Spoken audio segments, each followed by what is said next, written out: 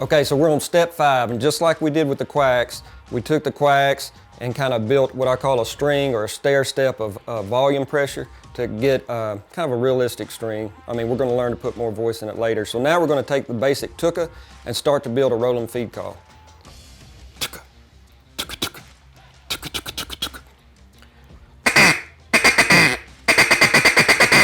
So we're taking that word and we're starting to put it together just like we did with the quacks. Instead of to put a string together is what we would call it with the quacks, this is going to be putting tukas together to kind of get a rolling feed call. And we're just going to increase the speed as we go. But make sure that you get the word right, because that's where you can start getting tongue-tied if you don't pronounce it right every time. So.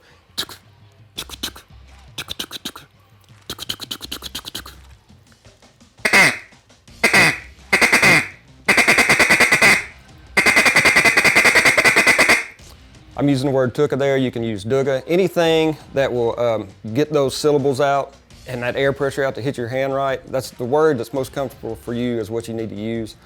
So this is the rolling feed call. It doesn't sound just like a duck right now, but later on we're going to learn how to add that realism to it. Right now we're just wanting to increase the speed.